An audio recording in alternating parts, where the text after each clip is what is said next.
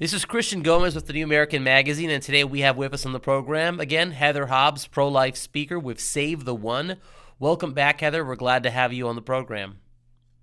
Hi, Christian. Thanks for having me.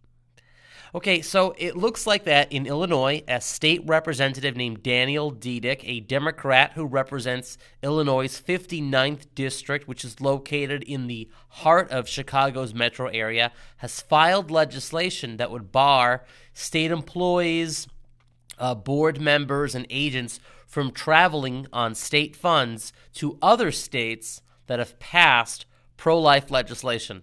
Now, this Democrat lawmaker Diedick says that these pro-life laws, are very dangerous. What's your take on this proposed law in Illinois? Well, as you know, Christian, and my friends over at the New American Magazine, I was in Georgia earlier this year testifying for the controversial heartbeat bill, HB 481, which originally was a no exceptions bill, which is why Save the One had a presence there. And because of Georgia, I think that's probably been the biggest news story in relation to pro life, solely because Alyssa Milano had a lot of, I guess, she had a lot of things to say about it. Yeah, And many in Hollywood are threatening to boycott the state of Georgia.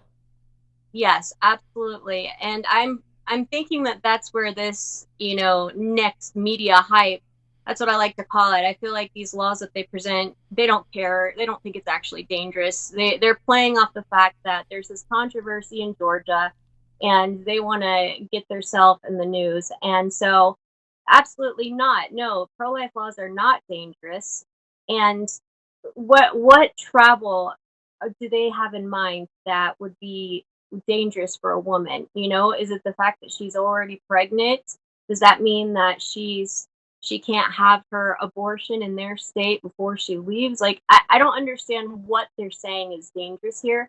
And I've kind of presented it to a few of my pro-life OBGY friends, like Dr. Bill Lyle and or Dr. William Lyle. You can look him up on pro-life doc. He has said there's no situation in which this legislation would be imminent or necessary. I think that the Democratic lawmaker is afraid of legitimizing these sort of pro-life laws. But in an era when Democrats, especially as the presidential election is heating up, are talking about uniting the country, do you see this legislation as one that unites the country, or does this just bring more division to the political scene, and as well as on this important pro-life issue? Absolutely not. This does not incite unity at all. This is just adding on to the controversy that is already in the media.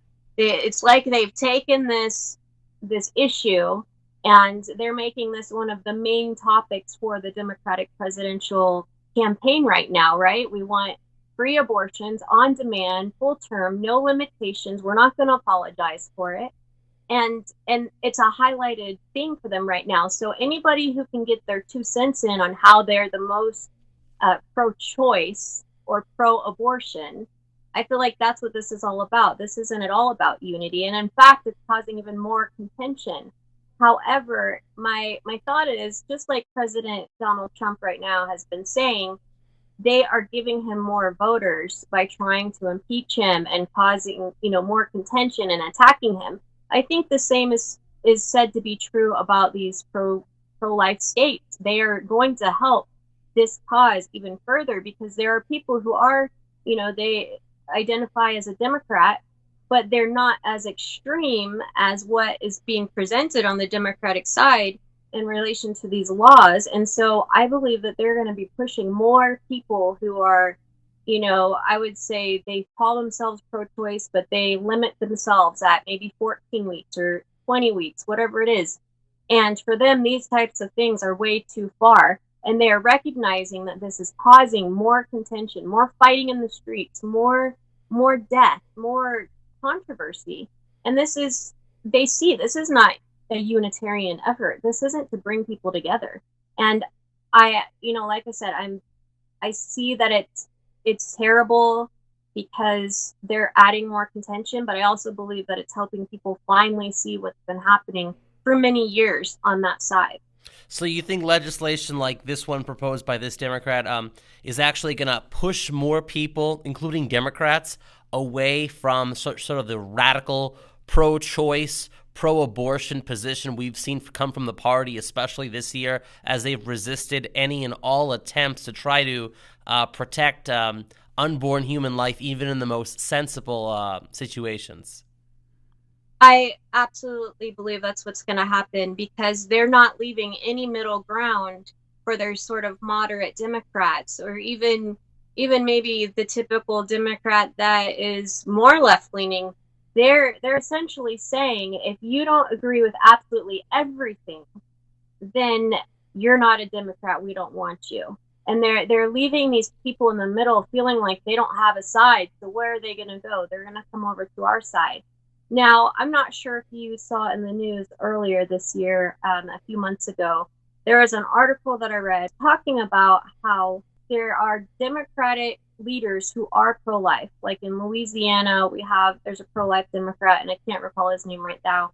But there is a Democratic leadership, and my friends at New Wave Feminists, a pro-life Democrat kind of group, as well as Pro-Life San Francisco and Pro-Life Democrats. They were just in Houston a couple of weeks ago demanding a pro-life Democrat run for president.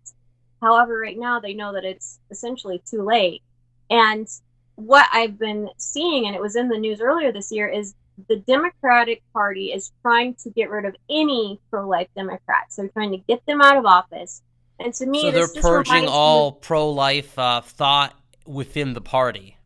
exactly. So there are, I would say a good couple of dozen pro-life Democrats that my friends who are pro-life Democrats have brought to me and my attention.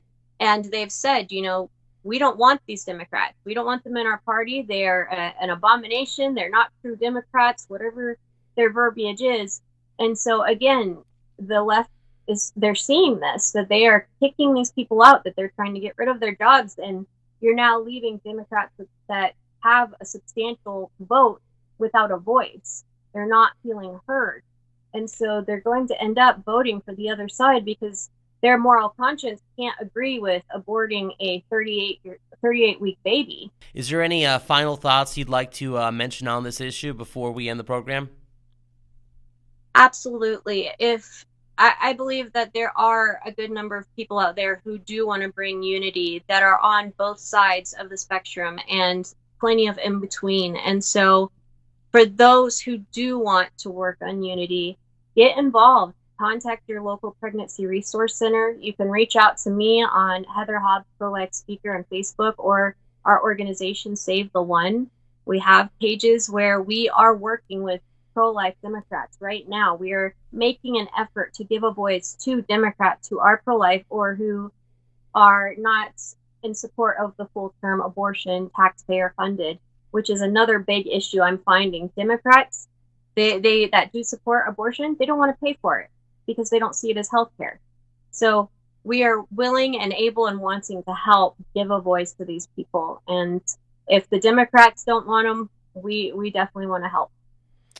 Well, okay, Heather Hobbs, the voice for the voiceless, thank you very much for being on the program with us. And like she said, for those of you watching, be sure to go to savetheone.org and also on Heather Hobbs' Facebook page to learn more information and to see how you can get involved in this issue as well. Also, be sure to follow us, The New American, that is, on our YouTube channel, Twitter, and Facebook, and also on thenewamerican.com. Thank you, Heather, again for joining us on the program. Take care. Thanks, Christian.